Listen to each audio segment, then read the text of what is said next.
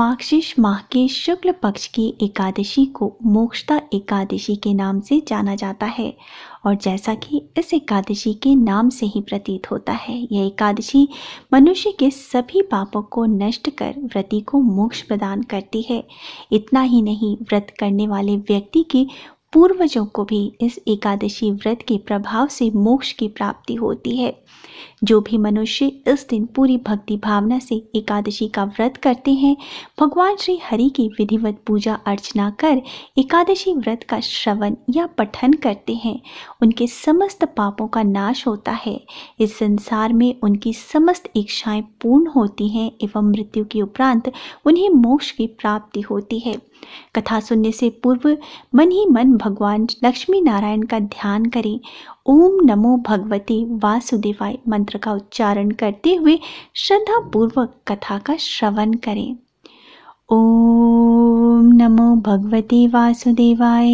अर्जुन ने उत्पन्ना एकादशी की उत्पत्ति, महात्म्य, महिमा आदि सुनकर श्री कृष्ण से कहा, हे परम पूजनीय भगवान श्री कृष्ण, हे त्रिलोकीनाथ, आप सभी को सुख व मोक्ष देने वाले हैं, मैं आपको प्रणाम करता हूँ। हे प्रभु, आप कृपया करने वाले हैं, मेरी एक जिज्ञासा को शांत कीजिए।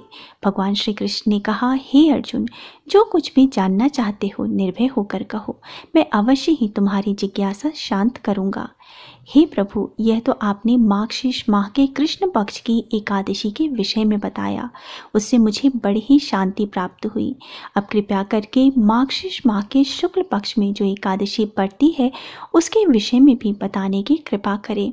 उसका नाम क्या है, उस दिन कौन से देवता की पूजा की जाती है और उनकी पूजन विधि क्या है, उसका व्रत करने से मनुष्य को क्या फल मिलता है। प्रभु, मेरे इस प्रश्नों का विस्तार सहित उत्तर देकर मेरी जिज्ञासा को दूर कीजिए, आपकी बड़ी कृपा होगी। अर्जुन की जिज्ञासा सुनकर श्री कृष्ण बोले, हे अर्जुन, तुमने बहुत ही श्रेष्ठ प्रश्न किया है, इसलिए तुम्हारा यश संसार में फैलेगा। मार्गशीर्ष माह के शुक्ल पक्ष की एकादशी अनेक पापों को नष्ट करने वाली है। संसार में इसे मोक्षदा एकादशी के नाम से जाना जाता है। इस एकादशी के दिन श्री दामोदर भगवान का धूप दीप नैवेद्य आदि से भक्ति पूर्वक पूजन करना चाहिए। हे कुंती पुत्र, इस एकादशी व्रत के पुण्य के प्रभाव से नरक में गए हुए माता पिता पितर आदि को स्वर्ग की प्राप्ति होती है। इसकी कथा एक पुराण में इस प्रकार है, उसे ध्यान पूर्वक सुनो। बैखानस नामक एक राजा प्राचीन नगर में राज्य करता था। उसके राज्य में चारों वेदों के ज्ञाता ब्राह्मण रहते थे।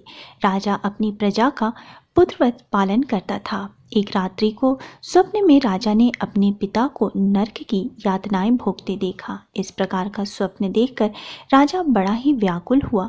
वह बेचैनी से सुबह होने की प्रतीक्षा करने लगा। सुबह होते ही उसने ब्राह्मणों को बुलाकर उनके समक्ष अपने स्वप्न की बात बताई। हे ब्राह्मणों, रात्रि को स्वप्न में मैंने अपने पिता को नरक की यातनाएं भोगते देखा। उन्होंने मुझसे कहा है कि हे पुत्र, मैं घोर नरक भोग रहा हूँ, मेरी यहाँ से मुक्ति कराओ। जब से मैंने उनके यह वचन सुने हैं तब से मुझे चैन नहीं है। मुझे अब राज्य, सुख, ऐश्वर्य, हाथी घोड़े, धन, स्त्री, पुत्र आदि कुछ भी सुखदायक प्रतीत नहीं होता है।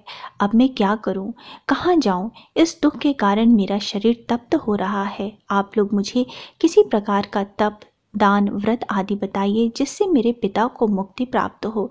यदि मैंने अपने पिता को नरक की यातनाओं से मुक्त कराने के प्रयास नहीं किए तो मेरा जीवन निरर्थक है। जिसके पिता नरक में यातनाएं भोग रहे हों, उस व्यक्ति को इस धरती पर सुख भोगने का कोई अधिकार नहीं है।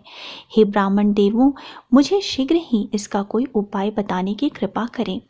राजा के आंतरिक दुख की पीड़ा को सुनकर ब्राह्मणों ने आपस में विचार विमर्श किया। फिर एक मत होकर बोले, राजन, वर्तमान, भूत और भविष्य की ज्ञाता पर्वत नाम के एक मुनि हैं।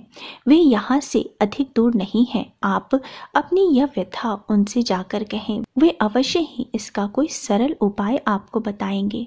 ब्राह्मणों की बात मानकर राजा मुनि के आश्रम पर गए। आश्रम में अनेक शांतचित्त योगी और मुनि तपस्या कर रहे थे।